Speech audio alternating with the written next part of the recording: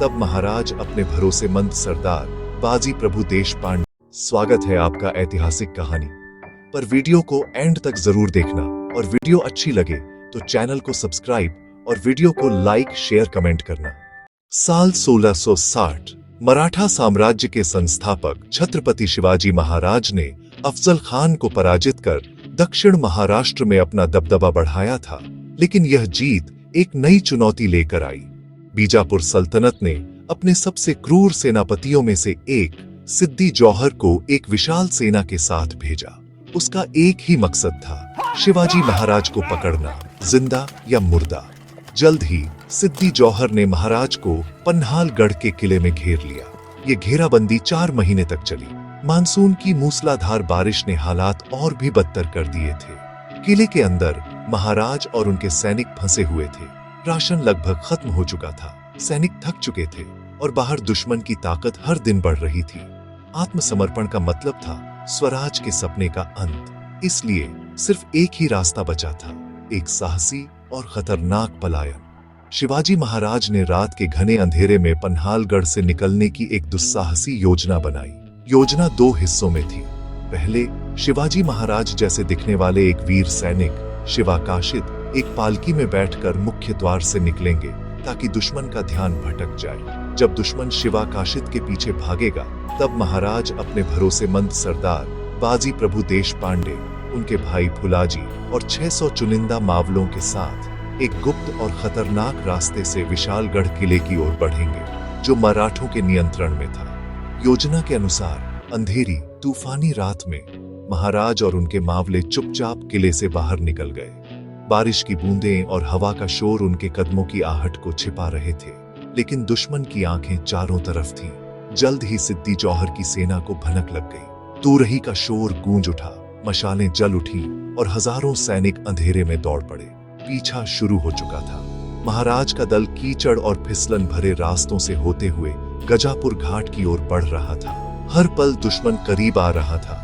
उनकी सांसें तेज थीं, लेकिन इरादे चट्टान की तरह मजबूत थे। उन्हें पता था कि स्वराज का भविष्य उनके कंधों पर है। बाजी, दुश्मन बहुत करीब है। इस तरह हम सब पकड़े जाएंगे। स्वराज के लिए मेरा विशालगढ़ पहुंचना जरूरी है। यही आज का धर्म है।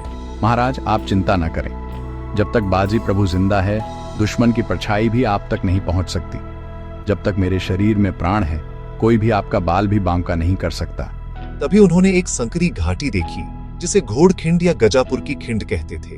यहीं पर बाजी प्रभु ने एक ऐतिहासिक निर्णय लिया। उन्होंने महाराज से कहा कि वे 300 मावलों के साथ विशालगढ़ की ओर बढ़ें, जबकि वे खुद बाकी 300 मावलों के साथ इस घाटी में दुश्मन को रोकेंगे। ये घाटी एक प्राकृतिक किले की तरह थी। दोनों तरफ ऊंची चट्टानें और बीच में एक इतना संकरा रास्ता कि एक बार में कुछ ही सैनिक गुजर सकते थे। ये 300 मराठों के लिए हजारों की सेना को रोकने का सबसे सही मौका था। मेरे वीरों, आज हमें स्वराज के लिए अपने प्राणों की आहुति देनी है। हम सब यहाँ मरेंगे, लेकिन महाराज को कोई नहीं छू सकेगा। ये सिर्फ एक लड़ाई नहीं, एक यज्ञ है। मावलों ने तुरंत घाटी के मुहाने पर पत्थर और चट्टानें जमा कर दी। हाथों में तलवारें, भाले और बंदूकें लिए वे मौत का सामना करने के लिए तैयार थे। बाजी, मैं तुम्हारा यह बलिदान कभी नहीं भूलूंगा। विशालगढ़ पहुंचते ही मैं तोप से 3 गोले दागूंगा। वो संकेत सुनना, तब समझना मैं सुरक्षित पहुंच गया हूं। शिवाजी महाराज भारी मन से आगे बढ़ गए। कुछ ही देर में सिद्दी जौहर की हजारों सैनिकों की फौज वहां आ पहुंची। सामने सिर्फ 300 मराठे देखकर वे हैरान थे, लेकिन उनका इरादा अडिग था। बाजी प्रभु देशपांडे दोनों हाथों में तलवारें ली अपने 300 मावलों के साथ सिर्फ साहस और स्वामी भक्ति के बल पर टिके थे। हर हर महादेव। और फिर इतिहास की सबसे भीषण लड़ाइयों में से एक शुरू हुई। घाटी हर हर महादेव के जय घोष से गूंज उठी। तलवारें चमक रही थीं, बंदूकों की आवाजें पहाड़ों से टकरा रही थीं। मराठे भूखे शेरों की तरह दुश्मन पर टूट पड़े। घंटों तक लड़ाई चलती रही। दुश्मन की लहरों के बाद लहरें आती रही, लेकिन बाजी प्रभु और उनके मावले इंच भर भी पीछे नहीं हटे। बाजी प्रभु के शरीर पर अनगिनत घाव थे।